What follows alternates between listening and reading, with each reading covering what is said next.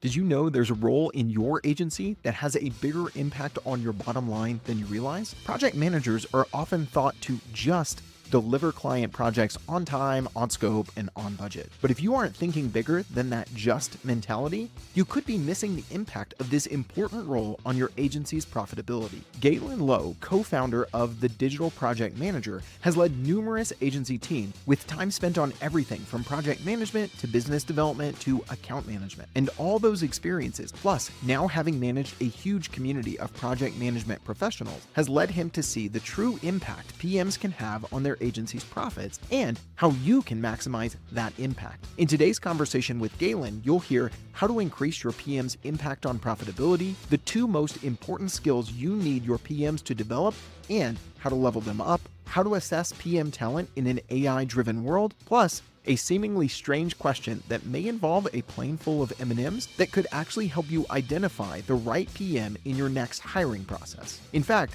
Galen just recently had a conversation with a marketing agency owner who was going through this change of perspective about the PM role in his agency. So I was doing a consult with a small marketing agency, and the CEO there, they're like, I'm confused.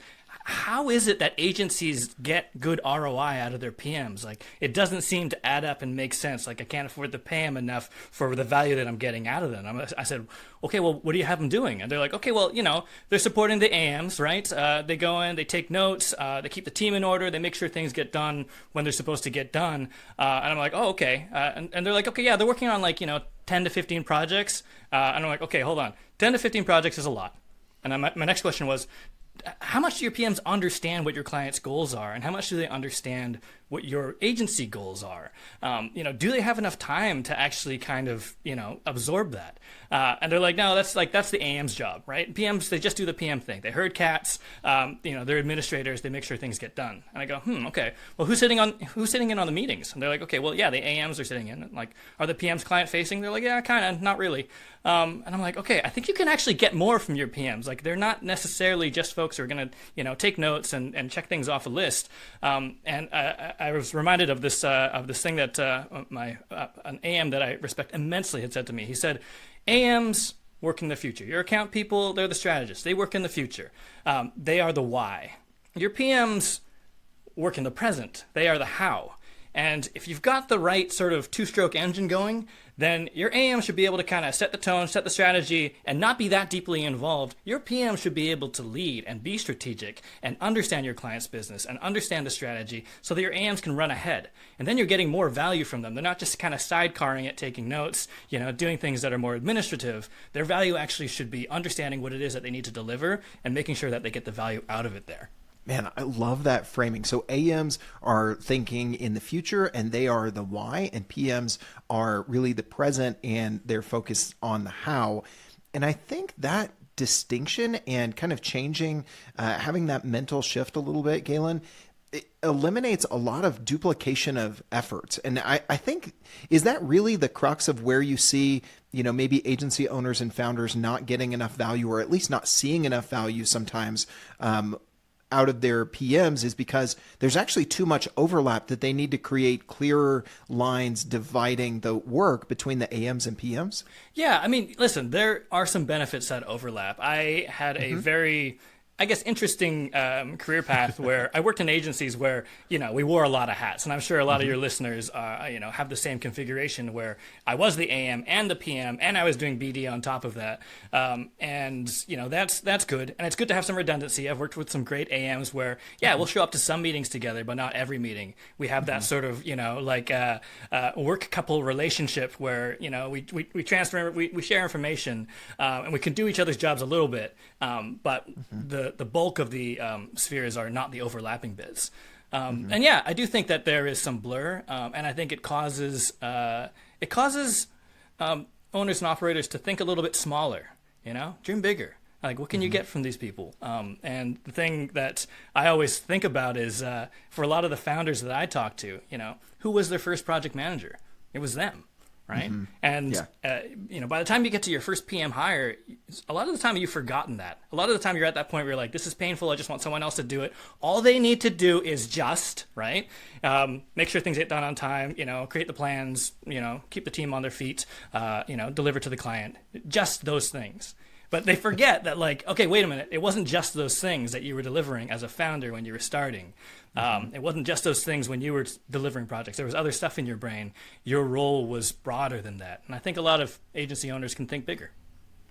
I love that. All you need to do is just. That just word really kind of summed it up there, Galen. I think that's fantastic.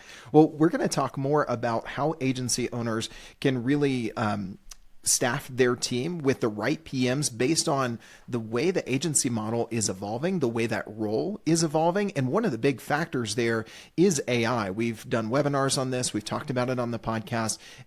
You might be rolling your eyes and, another podcast about AI, but we're going to get specific here and not just, hey, big change is coming, that sort of stuff. But because as you and I have talked about offline, Galen, there's an opportunity for agency owners, to borrow your words, to think bigger in the role of AI and their PMs, and combine those two. That actually ties into one thing we're really passionate about here at teamwork.com, is helping agencies create more profit for their business so that they can achieve the things that they want to. So what are some of the impacts you've seen? You guys run a huge community of agencies and project managers over at DPM.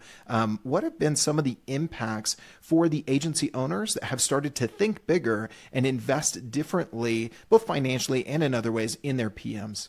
Yeah, I mean, I wish I could come to the table with hard numbers, but generally speaking, I'm not privy to that in my community. But I have had so many of our members, come to the community and say, listen, like, I feel undervalued. I don't think people where I work get what I do. I'm thinking of sitting down with the owner or the CEO and just kind of like saying my bit and making sure that they understand my role. And that's just kind of one use case there. But I think the folks who have done that and have been able to sort of communicate their intention, their interest in being strategic, in understanding the business better, in being more responsible for things, not just more projects, but like more sort of directly impacting the business and being sort of responsible and accountable for a slice of that, has been an eye-opener for a lot of their employers, their bosses, whether it's the CEO or whether it is their boss, director of client services or whatever. They're like, okay, we hadn't been thinking of it that way, right? And yes, of course, it's an opportunity to do that. And then on the agency owner side, suddenly you don't have what you had defined as a PM, which was, someone kind of doing the mechanical delivery, and that's fine. And yes, it's difficult, but actually someone who can be strategic, who has capacity to understand the business, who you can share some information with, with some discretion, but so that they understand their role in the agency and can deliver against that instead of just delivering project after project. You have this assembly line. If you let a PM do it, they'll just deliver project after project like they're just, in a factory, and there's nothing wrong with that. But also, if you flip it, and you give them an opportunity to understand their role in the business and see that bigger picture, the longer journey, then they will support that longer journey. And so what I've seen, at least anecdotally, is that folks who are PMs being treated more as a strategic resource in their agencies, those agencies are able to just invest in them a little bit more and deliver more sticky results, the very technical term of stickiness, because they're there. They're your client's strategic partner. Yeah, they're delivery partner, but delivering is important. They show they understand the business. Clients want to stick around. Projects are more profitable, and the overall understanding is not just the ecosystem or the lens of a project. It's the lens of a program or the lens of a portfolio or the lens of an entire account or a cluster of accounts that support the agency. They know that 80% of the revenue comes from this vertical, and the client that they're working on is that, and the service offering they're working on is more profitable margin-wise than the other thing. They have all this information that they can then use to be like, okay, I'm motivated to succeed. I don't want to deliver this one project on time, on budget, within scope. I want to deliver this whole program. I want to help the agency grow. And that's anecdotally what I've seen. I'm sure there are stories to the contrary, but that is what I've seen. I love it that you brought it back to those typical three, on time, on scope, and on budget, but tied to the broader business context, right? Not just, I think oftentimes PMs, they might know, hey, this one client is taking up, 40% of our revenue. And that's what Drew McClellan calls a gorilla client that ends up leading you around by the nose. The PMs know that because the agency owner knows that, and they're always kind of on their back about, oh, what's going on with this client, because they know they can't lose that client. But that's typically, unfortunately, can be the only time that the PMs kind of get that broader business context of some of those things like you're talking about, of which service line is most profitable, which ones should we be spending more time on, what percentage of our revenue is coming from different industry verticals, those sorts of things. They can actually, if you have those conversations with your PMs, delivering on time, on scope, and on budget can actually, it's not that they get away from that, but it's that they're doing that in the broader context that can have a bigger impact on the business. So I think that you laid that out really well. I think that is kind of a historical dynamic between leadership within an agency and their PMs. But at the same time, we've already alluded to AI, but also just the role of PMs is starting to evolve in agencies. What are you guys noticing there before we get into kind of looking even farther forward into the role of AI and staffing up your PMs within your agency with that in mind here in a little bit? It's a great question. I think the first thing that I see changing the most that I think is impactful, and the reason for a lot of what we're going to be talking about in a bit, is the complexity. I think, we are called the digital project manager. We have, squarely hung our hat on, projects that involve people, pixels, and code. And as you know, that technology is getting more and more complex. You're dealing with different teams. It used to be designer, right? UX person, developer, tester, fine. BA maybe, right? Now you're going to be working with this cross-functional team that's spread everywhere. They're all coming to the table with a different perspective or lens. They're all going to be opinionated, by the way. And you kind of have to wrangle this and understand how to get value out of the collaboration that's happening, of the effort that's happening between all these very, very bright people. How am I going to extract value from that and not make it just this collision, right? How can I be the Agent Coulson to these superheroes that could just accidentally destroy the Earth? And that's a great analogy, by the way. Thank you. I mean, it's like, there is some responsibility there, and it is getting harder and harder. And it's more about managing that collaboration, understanding enough about the technology, more than it is about having the best timeline or like having every risk logged in your risk register. Like, that's becoming, I think, in my opinion, less important. The more important bit is, what is my strategy to deliver this? And deliver a business outcome out of it, given the pieces of the puzzle that I have in front of me. So yeah, complexity, I think, is changing rapidly, and people think it's the same job, but absolutely it's not, especially in the digital world. The thing that I see sort of changing a little bit also is, I've worked in an agency context, and the studio, they've made a decision that not every project needs a project manager. And so the project managers, they still had jobs. They did the bigger projects, the more complex things. But for smaller projects, they'd have the SME who was on that team. One of the SMEs on that team would also be the project manager, which is fine. But the other thing that kind of switched around there and changed was that there was now sort of this responsibility on the project managers to kind of be mentors to their colleagues, really. Okay. To be like, okay, listen, like, yes, you're managing projects now. Like, let me tell you what I know so that you can manage your project well, and let's succeed together. Because, like I was saying, no one was getting laid off in droves. It was just that decision that maybe we're not staffing, instead of trying to get my PM to do as many projects as possible at the same time, maybe we can cut that load, get better, effectiveness and efficiency out of them, and have the SME run a small project. But then there's this sort of notion of coaching and mentoring into the role, which I think is different than just heads down, put the blinders on, deliver your projects, see the light of day when your project is done. It was a lot more sort of collaborative, and I think that's a muscle that is important to build. We'll get into that a little bit with the AI stuff as well. Yeah. So, I mean, that really does lead into, we've talked about the impact that PMs can really have on the agency. I think some agency owners, there's that historical perspective, but also there's this maybe disconnect right now in what you're talking about that I think was kind of illuminated there, Galen, in things are changing, projects are platforms like ours, teamwork.com, we've increased our ability for client teams that are working on client projects to be able to roll out templates faster, be able to automate things within the system, be able to automate things with other systems that they're using like HubSpot and those sorts of things. And I think that could also contribute to even more of this historical divide between agency leadership and the PMs saying, hey, your role is less valuable because now we can automate these things. I can click of a button, roll out a teamwork.com template, like no problem. But then they're kind of still going back into that trap of thinking small, right? And I think there are two ways specifically that you've called out we want to talk about in which agency leadership can think bigger about the PM role. What are those two specific ways that agency owners should be thinking about leveling up and getting more out of their PMs right now? Great question. I would say the two things would be this business savviness, right? Understanding the business, not just understanding projects and how to deliver them.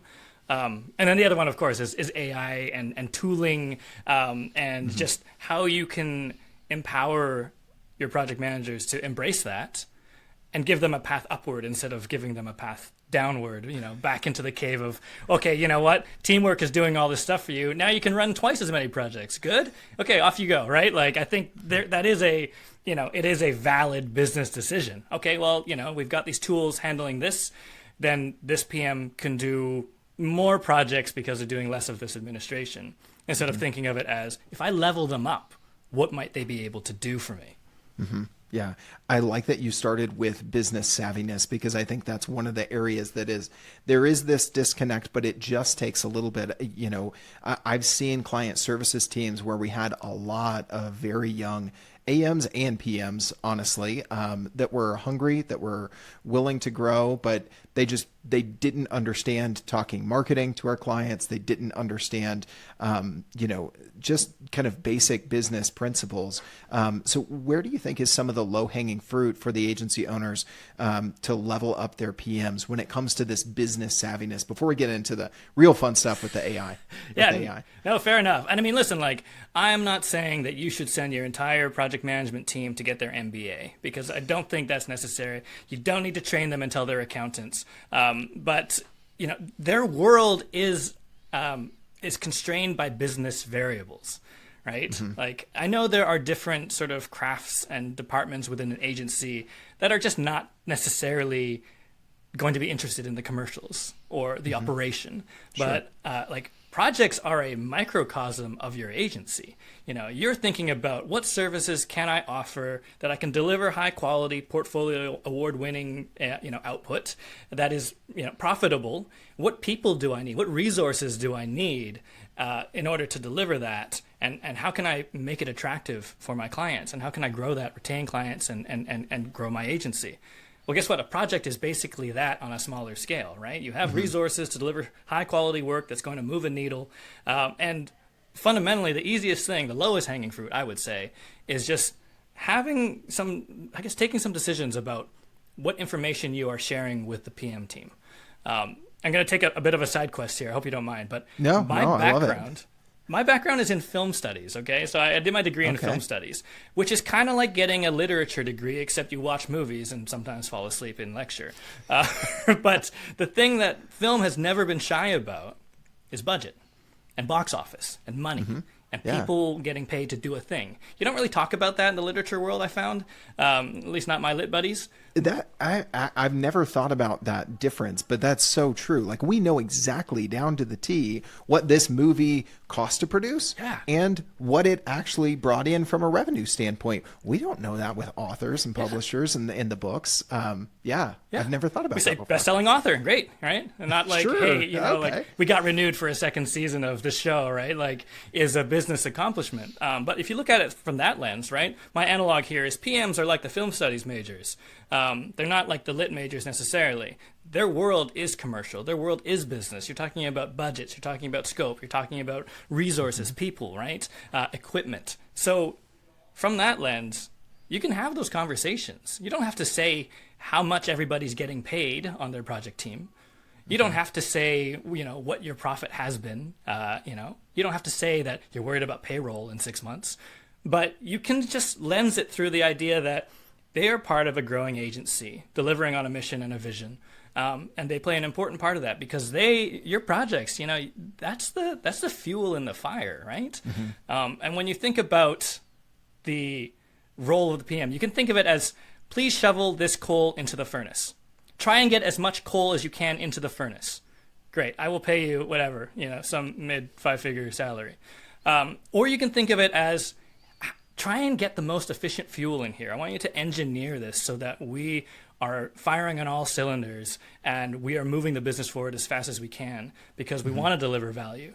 And yes, shovel coal into the furnace, please. But also do it scientifically. Think about how we're growing this business. Really take it down to the studs, and think about how this is helping the culture here, how this is helping our clients, how this fits into the bigger picture of where we want to dominate in the marketplace or where we're trying to niche down, and share that vision with them so that they understand. Because like I said earlier, PMs, you ask them, if you give them a box, they'll sit in the box. If you ask them to, just churn projects out like they're widgets, they will churn projects out like they're widgets because they want, we are fundamentally people who want to say yes and then sometimes sadistically say no. But for the most part, we're like, yeah, okay, yeah, I'll do whatever. But if you ask them to kind of help you and be strategic and grow the business, most of the PMs in my community, they come to me and they say, I want to be more strategic. And I challenge them. I say, what do you mean by that? What do you think that means? Yeah, and that's I send a good them away. follow-up question. Yeah. And sadistically saying yes too sometimes. So, yes, yeah, sure, absolutely. I can take that. Yes. Right. There's that as well. I absolutely love that analogy of the film studies major, and really the role of the PM, and what leveling them up from a business savviness perspective can do. Some low-hanging fruit with some of those questions that Galen just mentioned there. So I want to flip it and kind of ask you the same question. I think we all understand why AI should be a high priority in an area of focus to level up your PMs. What's maybe some of the low-hanging fruit there in your mind, Galen? I think the small fruit is sometimes the best low-hanging fruit. I've seen a couple of agencies go about it as, hey, your PMs, use AI to do better stuff. And we're not really wired to do that. I think we almost need those constraints, right? We're like, okay, when do you need it by? What are the requirements? Who have I got available to me, right? It's kind of the first questions. But I've seen it go wrong a lot where they're like, blue sky. Think about AI in any way you can, and then let's do it. And it goes nowhere because it needs to be practical. It needs to be rooted in the real world, and it needs some kind of constraint to motivate it. Otherwise, it's just going to sit there. AI as a notion is just too big for anyone to be like, okay, yeah, our competition is probably doing this, so figure this out. It won't go anywhere. But if you can kind of give it that lens of, okay, listen, over the next month, let's ideate on a problem that you'd like to solve. Let's try and solve it with AI. Let's go through a couple of use cases and then let's test it in the real world and see how it goes. We've got this client and this client. It's friendly fire. They've worked with us for years. They trust us. We can just go to them and be like, listen, we're gonna try this. And get that real world test case. Otherwise, it's always going to be hypothetical. It's always going to be cloudy, and it's never going to get finished. Make it a project, basically. For your project managers. The way you get project managers to do something is turn it into a project, because you said they like to sit in a box, but they also like to check a box. Yes. Right. And so if you give them the boxes to check, they are going to check it on time and all the other things. Right. Yeah. And it roots it in their job too. Some examples. We've been using AI for risk identification. Everyone hates doing risk management. No one knows where to start. Well, here's a good place to start. ChatGPT, you don't have to share any sensitive information. You're like, okay, I'm running this type of project with this team and my client is in this industry. what kind of risks could I be facing? And then you and the team can look at it and go, no, no, yes, yes, no, yes, no. Cool. Now we have our risks that we can watch out for. So we're not starting from scratch. We do that for testing timelines. Like, is this feasible? Because GPT will come back and be like, it's pretty tight. Right? Like, it actually, will give you that information and give you that sort of line of sight so that you have somewhere to start from instead of, it's a really hard thing to be like, hey, the owners of my agency have asked me to deliver this project. I don't think it's doable.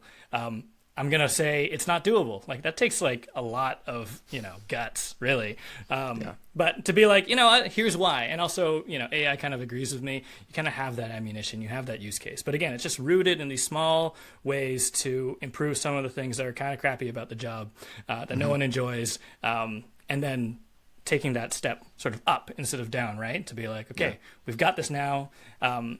This friction is removed. Now we can do more. We'll get back to this episode in just 1 minute. First, I want to let you know about a new resource that can help you answer some of the toughest questions in agency life. What if we don't sell enough this month? What if we sell too much? Will I burn them out if I give that account manager just 2 more accounts? You see, capacity planning is one of the toughest nuts to crack in agency life. How you manage your team's available time and quickly realize when they don't have any time available can make or break your team morale, client projects, as well as your agency's profitability. That's why I want to share with you the new Ultimate Guide to Capacity Planning by Teamwork.com. This new guide will help you understand common approaches to capacity planning that can work for your agency, and it shares frameworks from experienced agency leaders like Amber Kemmis, who's the COO of an elite HubSpot partner agency and a previous guest on this show. To get this free guide, all you need to do is go to teamwork.com/capacity. Or click the link in the episode description. If managing your team's available time is a challenge for you, check out the Ultimate Guide to Capacity Planning by Teamwork.com by going to teamwork.com/capacity, or simply check out that link in the episode description. All right, back to today's conversation.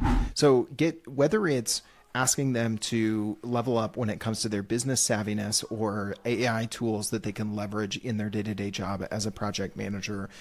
Some of your advice so far has been, get really specific with things that you want to test, or even ask them to come up with 3 things to specifically test, right? You don't necessarily have to prescribe it. The box that you give them to check could be to come up with 3 things, but you're being specific as opposed to go play around with AI. So that was one. Some really good examples there. I like the idea of testing it with specific projects where there's low risk, maybe not high reward, but low risk, low reward, no pressure sort of situations. I imagine you guys talk to so many in your community, Galen. You've got some other examples of what folks are doing to level up their PMs, both on the business savviness side and on the AI front. What else comes to mind for you? I mean, I think the thing that I see underestimated a lot is that not all of this is textbook learning, right? I could come on here and say, read business books, or, do a Udemy course on business fundamentals, or, AI for project management, Foundations 101. But it's all so bleeding edge that everyone I talk to who has created a course on AI for project management, they know. They're like, this is probably going to be out of date, in 4 months, maybe 4 weeks. But but it's, I have to put this knowledge out there because some people need it.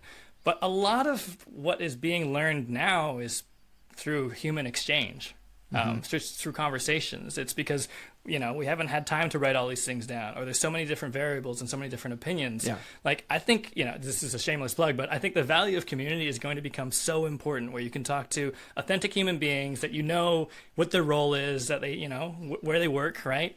And where their specialties are, so that we can sort of have these meaningful conversations. Because, my community is not just project managers. I have agency owners in there. I've got director of operations. I've got freelancers. I've got consultants. Everyone's kind of in there adding to the conversation so that we can see the same problem from a different perspective. And that's fundamentally what this is all about, which is okay, business savviness is my way of saying, okay, well, how can we look at it from the perspective of an agency owner, of an operator, right? And how can they see it from the perspective of a project manager? And likewise with AI, it's okay, well, how can I sort of change my perspective by, yes, using a tool, but also talking to someone who's using the same tool in a completely different way. And it's so fresh and it's so new and things are moving so fast that I think those conversations are the most important bit. don't get me started on Googling right now, because, you Google something, and honestly, I think, if I see another top 10 tips for thingy and like just this homogenous content marketing, like it's not the same as sharing knowledge. It's SEO. You know what I mean? Well, and even more than that, oftentimes the first search result is an AI generated search result. So now we're asking AI to give us answers about AI. Hold on a second. Like, we're going to be the Skynet way before any of us predicted. So that's one. But I think what you said there, Galen, about the conversations are the important bit. One of my friends who was actually on an agency leadership team with me, his name is Dan Sanchez. Check him out on LinkedIn. He goes by Danchez, and he's hosting a podcast right now that is called The AI Driven Marketer.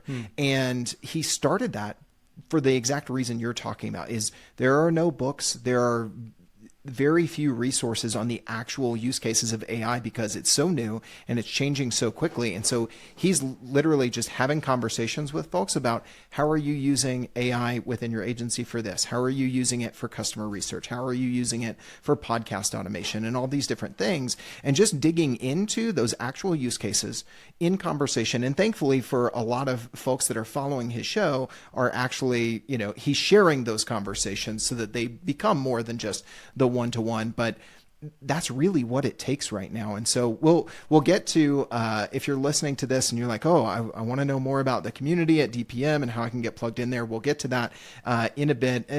Shameless plug for you guys, Galen, but a timely one that I think makes a ton of sense. So I think from here, if we shift the conversation back to the agency owners listening to this and saying, okay, I see there's some gaps. I see there's ways that I could get more out of my PMs in an area that they are wanting to step into. It's not something I need to, poke them with a stick in the back to get them to go, but I can dangle the carrot in front of them. It almost begs the question, what should agency owners be looking for in this new opportunity to have their PMs be able to step into more strategy, more business savviness, leveraging tools like AI and leveling themselves up and ultimately impacting the business and the profitability of the agency? How should the way that they look at evaluating PM talent change? No, that's a really, really good question. And I guess I'd approach it this way. So first of all, let me walk back a few steps, because I think I've painted with a brush. Like, all PMs are going to want to be strategic, Sure. and they want to understand the business, and that just won't necessarily be true. There are definitely project managers out there that are like, leave me alone, give me the scope of work, I'll be back with your project. Like, that's all I want to do. And that's still valuable to a certain degree, right? Absolutely. Kim Scott in Radical Candor, she talks about the idea of rock stars versus superstars.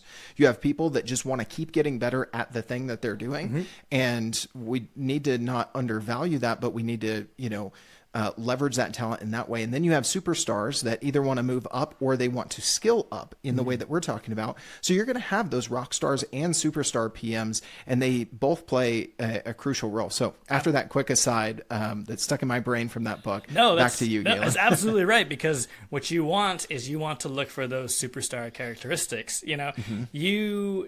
I would say that you don't need to, bring on, you go hunting for that superstar PM that's not on staff right now, that's going to cost you, $250,000 a year or more, who has, 10, 12 years of like flawless project experience. Like, I don't think that's what you should be looking for. I think you should be looking for the things that make those superstars, which is this, like, you mentioned hunger before, right? This hunger, this willingness to learn, and a sort of penchant, I guess. I'm like, I don't know what the word is, but someone who has that knack for like dealing with ambiguity. Like, they want to take ambiguity and like solve it in some way, shape, or form. And to do that, they're not going to like sit in a cave. They want to like talk to other people. They want to sort of understand different parts of the business, of the puzzle, right? And you're looking for those people who kind of see it more holistically. Definitely you can identify those rock stars who just want to like deepen in their craft. They're just like, they're all about it. They're super passionate. They're showing you, their Gantt chart. They're like, hey, look at this Gantt chart. And you're like, that's great. You keep doing that, and that's good, and that's valuable. And then identify that sort of superstar layer that does want to do more. And are they two different roles? I don't think they need to be. But I think that you can cultivate your talent a bit differently so that there is this sort of growth path that maybe points a little towards leadership, right? Because they understand the operations, the business, the clients, how to negotiate with them, where there's risk, and really just kind of, level them up from there. But fundamentally, willingness to learn. Yeah, I love that. So from there, if we're identifying the right characteristics, I've been involved in hiring. I'm sure you have as well, Galen. It is one of the toughest jobs in business, not just part of agency life, but I think in business in general, is putting the right people in the right seat. So I don't think we're going to solve it with a silver bullet, but I imagine with these things in mind, the role of the PM within the agency, the characteristics that you're just talking about there, what are some tips and tactics you recommend to folks to properly vet the right PM talent given this new landscape and the way they're thinking bigger about the PM role? It's funny. So like my quick answer is whenever I was interviewing someone who described a perfect track record, they were off the list right away. Okay. Yeah. If they thought they were perfect and, their poop didn't stink, then, I don't care if it was their interview game. That's what they chose to show me. And that is not the truth. Because no project manager is out there going like, yeah, everything went well. Or, pointing fingers. Oh, that developer, screwed it up. We went over budget, but it wasn't my fault. No, I don't want those people. I want people who want to learn and are humble enough to learn. And sometimes you learn by making mistakes, but also it's that willingness to just engage with something that you might not win at. And you might have to tell people that you didn't win at. Like that is a huge quality for me. Obviously, it's going to depend on your agency culture. But for me, that was the big one. I didn't need somebody sitting on a throne pointing at things. I need someone who was going to be in the trenches working with the team, feeling equally culpable for whatever happened on that project.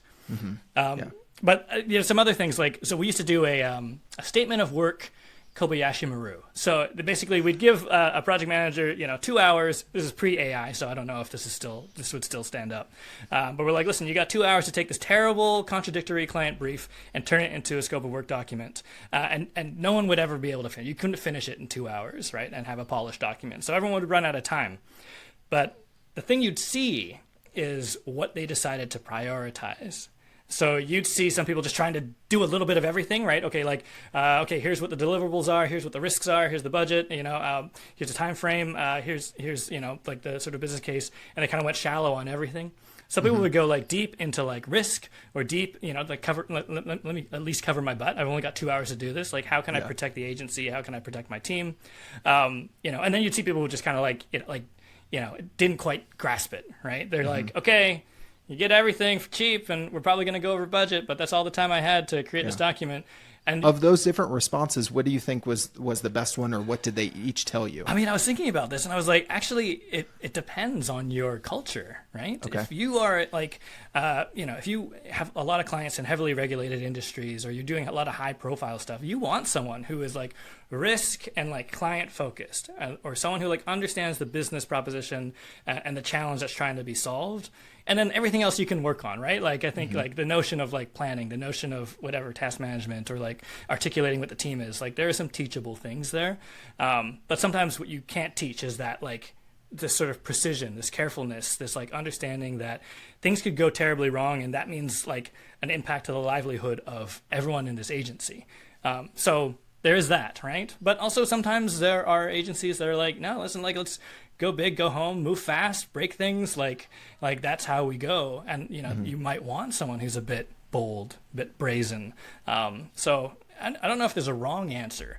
I think the wrong answer would be if you expect any of your PMs to, in reality, create a document so important in 2 hours. I think that's what you don't want to do, right? You don't want someone to succeed at it. And you went, okay, Or to your earlier point, that person with the perfect track record, quote unquote, I'm doing air quotes for those just listening. If you're not watching us on YouTube, you can subscribe over there and actually see the conversations. But the person with the perfect track record, quote unquote, might come to that and say, well, I knocked it out. I did this. If they don't say that this wasn't enough time to cover this and include the things that they couldn't get to and those sorts of things, then that's probably, I don't think we used the word red flag a few minutes ago, but that should be a red flag, because I would agree with you. That person either doesn't have the self-awareness, or the humility to be able to share those things, or maybe they do and they recognize it, but they don't have the confidence in order to step out in that humility. A little bit of a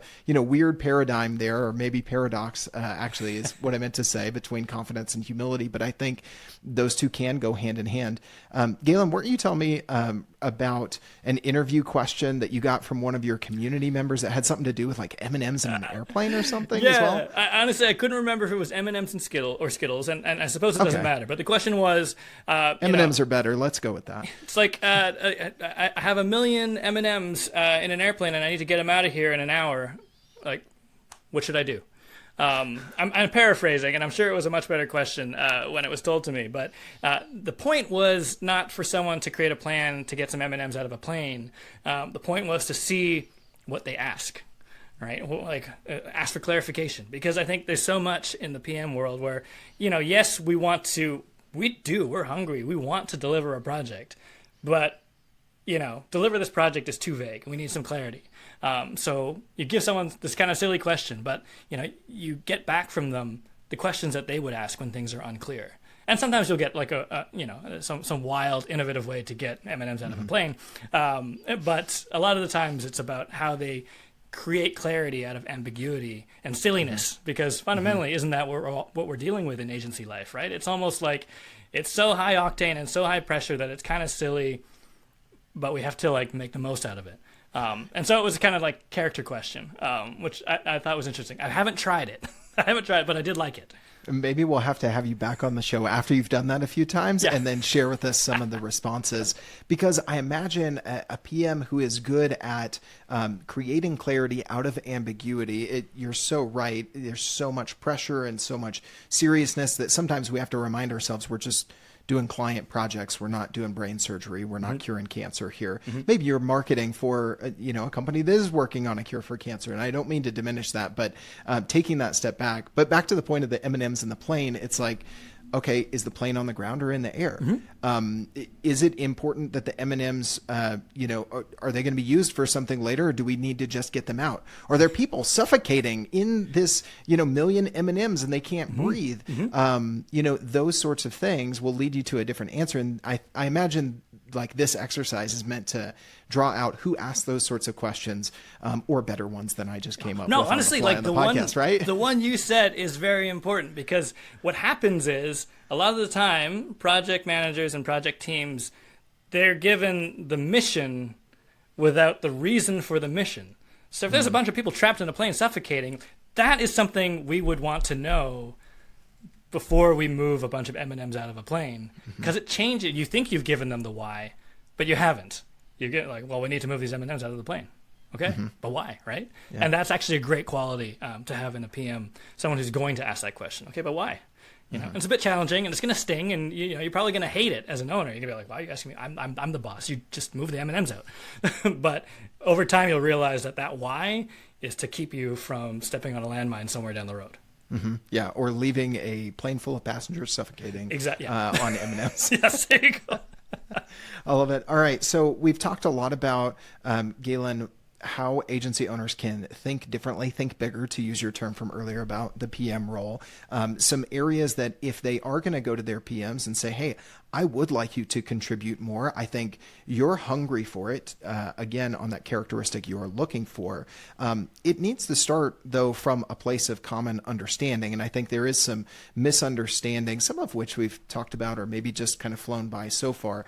But I think before we get to our final two segments, one more question I have for the agency owners thinking about this, saying, okay, I think I know some of those superstars on my team I want to talk to about leveling them up in their business savviness and their understanding without sending them to get an MBA. I love that you called that out. And I also want to give them some very specific next steps to level up in the world of AI.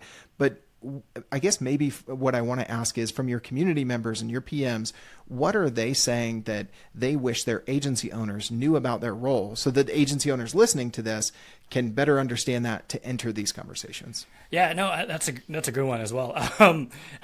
We talk about this notion of like, if a project is going well, then like it's kind of invisible. The work making it go well is invisible, right? The firefighters are the ones who kind of get celebrated. It's like, oh, things went wrong and then we fixed it. And you're like, great, what about this person over here where everything's going right? Where the building didn't catch on fire. Yeah, exactly. We did this, and this, and the inspection. We're not having a party about that, but we're also not seeing, there's a lot of invisible work that's making that happen. And, you're not seeing that a PM went out of their way, bought pizza for the team out of pocket to kind of help them maybe think through, instead of doing it the way we've always done it. One of you mentioned there might be a different way. Let's spend an evening and try and figure out another way together.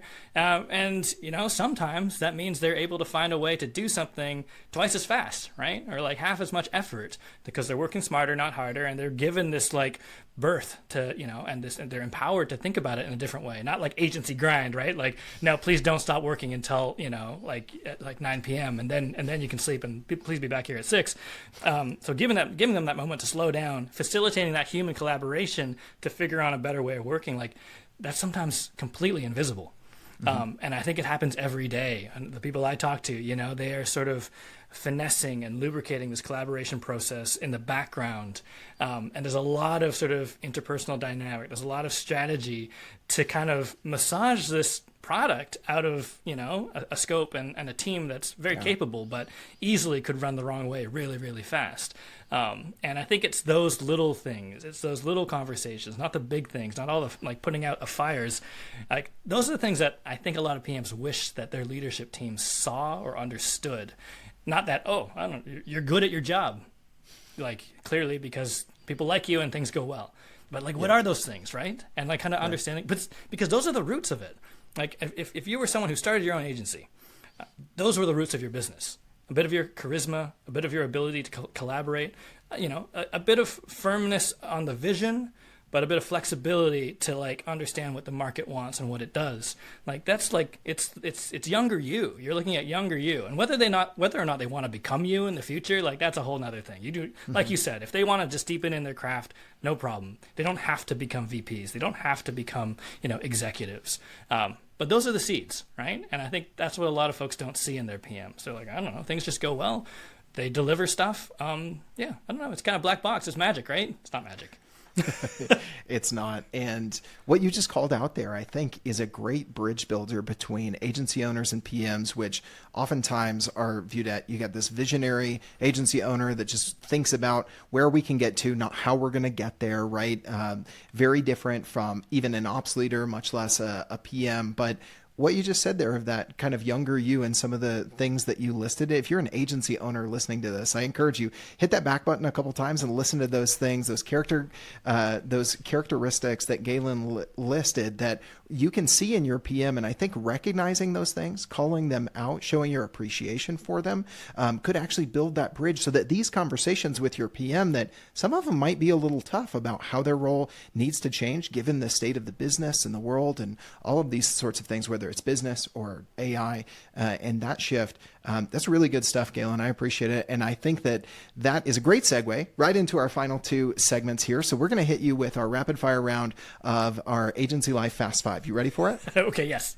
All right. So let's say you've got an agency and you've got an extra $10,000 a month to spend anywhere you like. Where are you putting that extra $120K a year? I would say 60% career pathing, I guess, and professional development. I would say 20% on clarifying your goals as an agency and how you communicate them to your staff. And then, am I doing my math right? 10 to 20% on, maybe that's a bit rich. You got 20% left. Oh, man. Okay. I'd say 10 to showing your gratitude and 10 freewheeling. Do what you like. But okay, there you go. The main thing for me is that, what I see in a lot of organizations, especially agencies, a lot of us are accidental in our craft. We're self-taught or we learned it outside. But we're not always, I guess, given the budget, or we aren't always empowered to sort of level up. And I think that's a huge part of it. And then the other thing is level up, but then what? And you got to focus it towards your goals. So if I don't understand the goals, then there's no way that I'm going to be able to get smart on a thing and then use it to your advantage. I'm just going to go somewhere else. You'll see me walk right out the door. And then the gratitude thing. Yeah, for sure. How did I know, an experienced PM like yourself is not going to give it just 100% answer. You're going to break it down and kind of give a little bit of everything. I got to mitigate some risk. I got to work with the upside here, just built into that question. All right, number two, speaking of leveling up, what are some of your all-time favorite business books, especially for this audience of folks who are in and living agency life, Galen? Okay, so poor answer to this, but I don't really read business books. Hey, film studies major, right? Yeah, exactly. I watch them. No, but actually, literally, I consume pop culture with a business lens. So for me, like destroying a ring in the fires of Mordor, that's a project. And like utilizing a $22 million budget to make an episode that most Star Wars fans don't hate is a business and brand challenge, right? Like searching for an alchemist in the desert is about personal growth. So like I think, I don't know, for me, I don't know why I don't read business books, by the way. I think it's because I want to take pleasure and do some leisure reading. But I still apply that lens, and I think that's applicable for a lot of things. Be like, okay, like what is that version in my world right now? What is that problem in my agency life that I need to solve? And can I learn anything from how these characters did it that I can apply in real life? Hey, that works. That works. All right. Number three, as everyone knows who's a regular listener of my show, is my favorite of the Fast Five. What's one mistake you've made in leading agency teams that you're never going to forget, Galen? I think playing into growth for growth's sake. And I think a lot of agency owners might be able to kind of at least relate to that. But I think not being an agency owner, but also being at that sort of leadership level, it was easy for me not to raise my hand and say, hold on, like, I think we are going to crash, or like we're flying fast and we're trying to fly up, but we're actually flying down. And I think in a lot of cases I was like, okay, well, it's my job to go along with it. I'm on the leadership team, I'm taking my orders and, I'm making it happen. But I realized that's only half of it, actually. So if anyone listening is in a leadership role, half of it is to make it happen. And also make sure it doesn't destroy itself, right?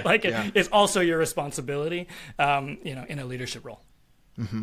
Just to add to that, I know this is our Fast Five segment, and it's usually not fast enough because I get on tangents, but what you just said there, I think is important, Galen. And I think the other thing that can come into that, if you're on the leadership team, but maybe not the founder, I remember having this vision of, of a rope.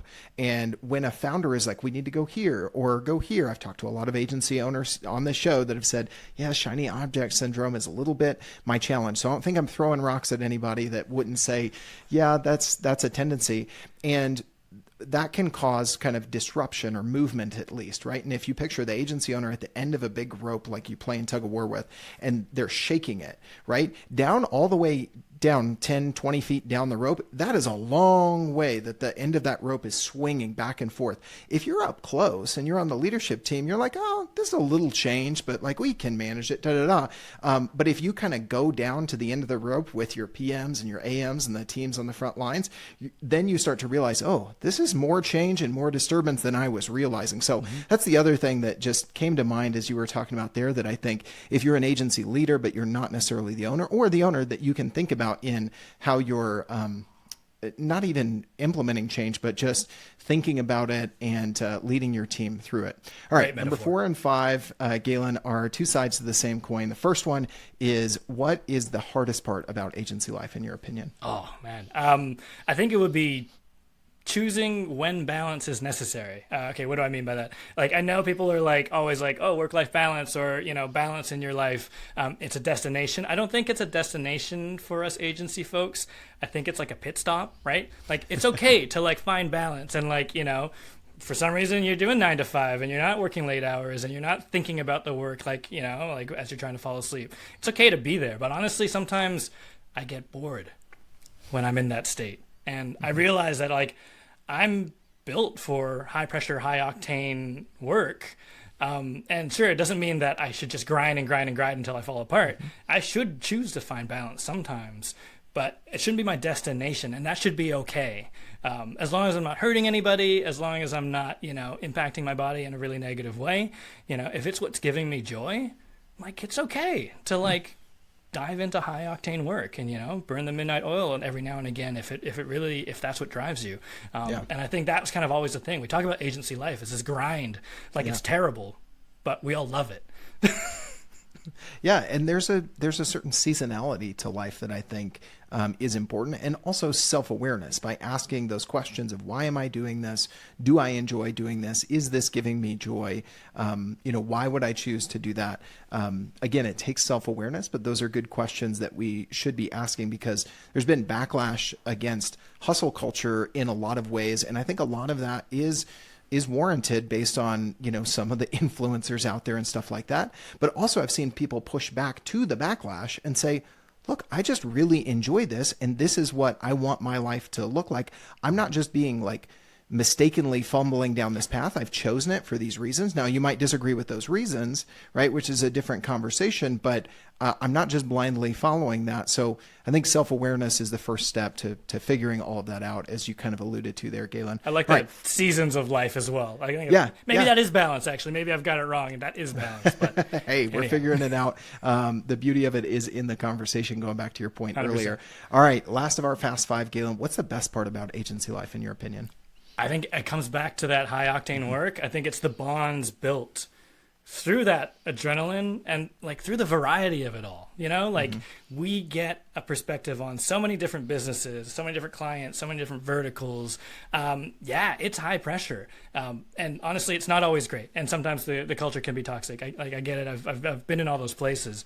And actually it is from those places, like the most kind of like hustle culture, borderline toxic, maybe actually toxic, imbalanced work culture is like the people I worked with, like it's been like almost a decade, sometimes over a decade. We still get together. We still break bread. We still have a bevy and we talk about those days, and wistfully, right? We reminisce because it's almost like, we kind of went out and, fought a different dragon every day together. Yeah. We built this bond and it's that relationship that's great and the work is great and it's something to be proud of, even if all the other stuff wasn't perfect.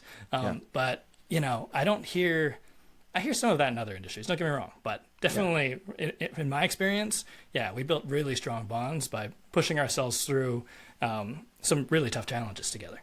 It does happen elsewhere, but as we've pointed out here and regularly on this show, there is a different nuance to delivering client work than there is to shipping a product, right? I think even Tim Ferriss said that. He took the services suck, just give me a product to ship, I think, in the 4-hour work week or whatever it was.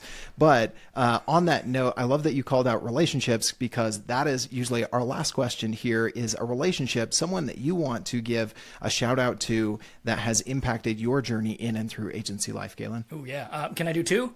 Yeah, that's fair game. Okay, it's the same story, but so my first two agency bosses, Marcus Charlambus and Sal Melia, really gave me my first break in the agency world. I had zero experience, but it wasn't just that. They were very compassionate, skilled individuals who could probably have done anything with their lives, but they were just so passionate about, like, what can the web do? It's the early 2000s. What can the web do? We're just obsessed with this. And their passion was just so deep that, they built this agency in all its imperfections because they wanted to produce amazing things through digital technology. And that really stuck. But the biggest thing that stuck is that they kind of gave me the keys to the car. They were, they were geeking out. They wanted to diversify their business. And I wasn't in the business for that long. But they trusted me enough to kind of run things. I was kind of in a client services director role. I wasn't called that. I was just the person who does stuff, right? But you would just give Galen stuff. Yeah, exactly. Like, please take care of this, right? Like, your title is whatever, sales and project management. But they trusted me. They empowered me to solve a lot of problems and figure it out with some support, with enough support. But like all the things that I do, right? Like all of the like business and the relationships, the politics, like all of the the dynamics, conflict, like messing up, fixing mess ups, like they gave me the foundations of a career when I was kind of just sitting around waiting for life to start. So big shout out to them. I love it. I love that that we went right there from the importance of the relationships. Because thing that was rolling around in my head is, they say shared experiences create bonds. I think shared trauma, shared challenges creates even stronger bonds. To your point of fighting a different dragon every day. Well, Galen, as we wrap up, we alluded to this earlier. We want to make sure we leave people with some next step and get some other resources to take next steps, get plugged into community as we've been talking about today. So where would you encourage people to go to take next steps after listening to our conversation today? I mean, here's where I'll put my other shameless plug. So, I mean, our community, it's actually a combination. I find it a balance of training and community. And it is sort of business lens training for project management because we found that there was a gap there. Just project management training doesn't always have the business lens. And then the community lets you have a conversation about it. So, if you want to upskill, level up in your project management, talk about AI, talk about business, hit us up, thedigitalprojectmanager.com/membership. It's a great way to sort of spend your professional development dollars and get a lot of ROI to it and still have that team relationship. But honestly, we're not the only ones out there. And I would encourage anyone in any craft listening to seek out your people, find your people, seek out that community, find people you trust that you can have meaningful conversations with, because a lot of this stuff, again, right, it's not in a book. I'm big fans of the Bureau of Digital, big fans of my friends at Louder Than 10, who also do sort of project management training with an agency lens. I would seek that out because I think a lot of it isn't just in a box ready for you to open and unwrap and suddenly plug into your business and ta-da. And definitely as a companion to technology, that is the thing that's going to make it click is, find groups of people experimenting with this and sharing knowledge together because, hey, that's what humans have been good at for a long, long, long time. That's what gave us our advantage, being able to communicate creative ideas and then build on top of them. So I would say go and do that. I love that. That is a great call to action for everyone listening, Galen. It reminds me of this. I don't know the exact stat, but listening to this speech the other day and talking about, I've got 2 kids, and it was basically saying that they'll have jobs that don't even exist yet. More of their jobs don't exist today that they will actually have once they're grown. And for those of us who have been in agency life and in the professional world, even for a good bit now, how does that help us think about the next 5, 10, 15, 20, 30 years in our professional life? I think what you said there is one good way to deal with that challenge that's in front of all of us. So with that said, thank you so much for being our guest today, Galen. This was a great conversation. Loved the different angle we're coming at it. And I think whether you're an agency owner, a PM, an AM, a director of operations in an agency listening to this, I think you added a ton of value to each and every listener. So thank you so much, Galen. Thank you, Logan. Thanks for having me on the show.